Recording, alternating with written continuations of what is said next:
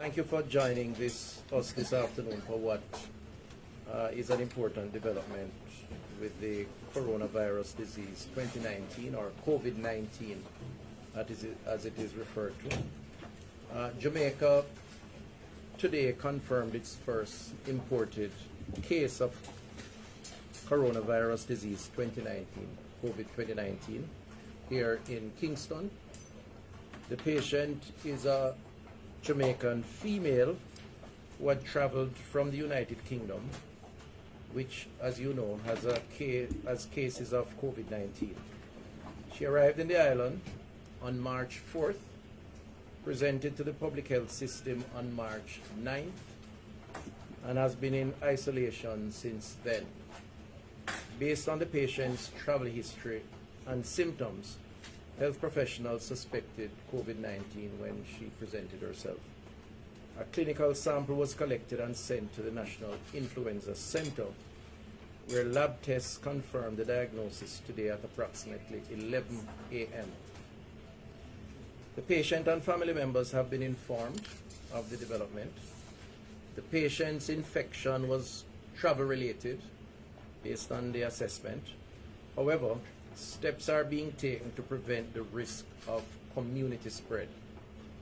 These measures include the dispatch of a health team to the home of the patient for assessment and initiation of public health measures, the identification and contact tracing for all possible exposed persons, meeting of ministry officials with members of staff at the hospital, and the necessary interventions that are required to be put in place. In addition, imposed travel restrictions remain in place. In fact, 3 countries have been added to the list of the 5 that were originally announced. China, Italy, South Korea, Singapore, and Iran are the original countries that was previously made public. We have added to that Spain, France, and Germany.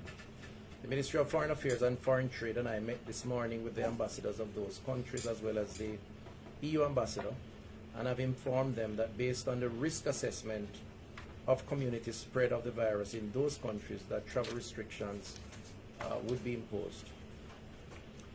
Further, as part of the overall strategy that was put in effect some time ago, I would like to advise the public to continue to observe and perhaps strengthen their sensitivities to public gatherings, which we are discouraging, non-essential travel. We continue to patrol irregular border crossings, sensitization of key personnel at all air and seaports will continue. We have designated 4 quarantine facilities and others will be identified, and those are being used or being prepared to be used. And we are finalizing the retrofitting of isolation facilities in each of the island's public hospitals. On the readiness of the island's health system, the ministry has developed the local capacity to test for the virus, which we did, which has led to the confirmation of this particular case, thanks to training support and material support from the Pan American Health Organization. Assess the readiness of our health facilities to meet the anticipated increase in demand on services. Continue to address existing gaps, including with respect of additional supplies and equipment through, at the present time, we have enough personal protective equipment in the island for our health facilities. We also have adequate stores of respiratory medicine for the next 3 months with additional supplies on demand. And we continue, of course, to train our public health caregivers in the event that they are required to support persons who are so affected. These efforts are supported, of course, by a communications campaign to keep each member of the population updated on the virus and its impact, and with oversight that is being provided by the Honorable Prime Minister Andrew Holness led National Disaster Risk Management Council. And I've had a conversation with the Honorable Prime Minister when we learned of this development, and I know he has been in contact with the leader of the opposition, informing him of this latest development. So we're taking a whole of society approach with our national leaders fully informed. I have also named a COVID-19 response advisory team that will support the Ministry of Health and Wellness in our planning and coordination with respect to this public health challenge. So this team will work with us within the Ministry of Health and Wellness.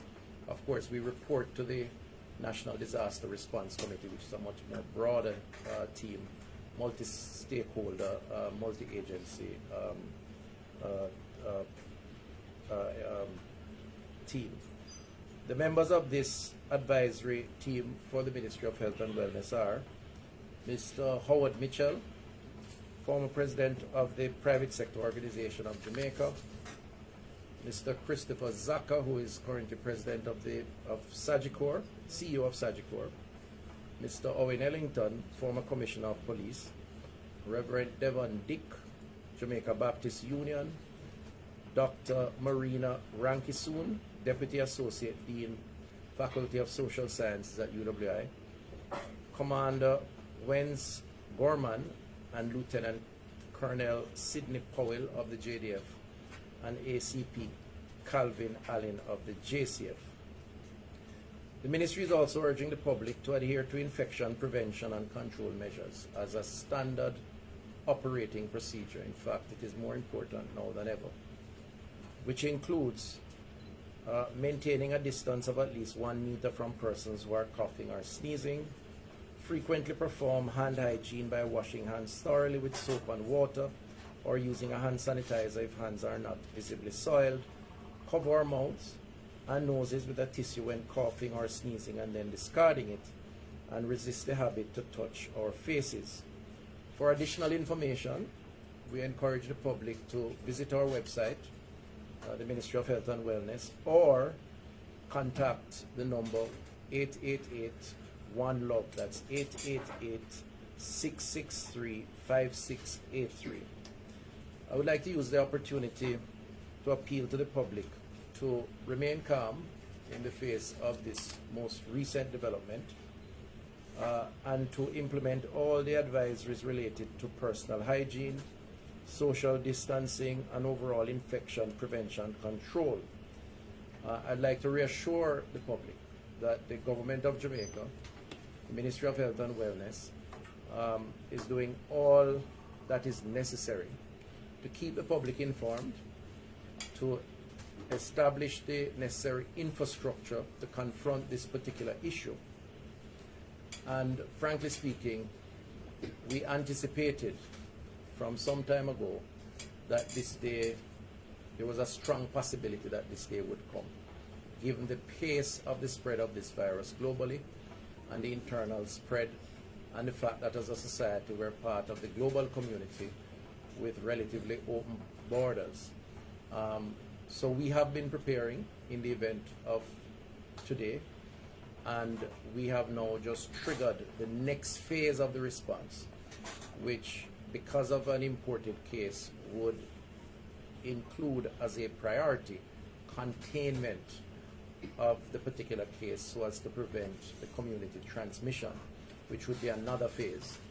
But we still feel that the country needs to be informed, be alert, and to take the necessary precautions as an absolute preventative measure.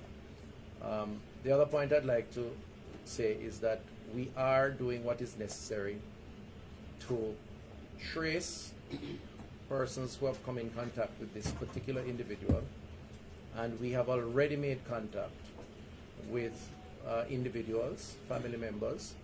We have already established a protocol, if you will, that they be confined to a particular space, to their homes, and further assessment of that situation is ongoing as we speak.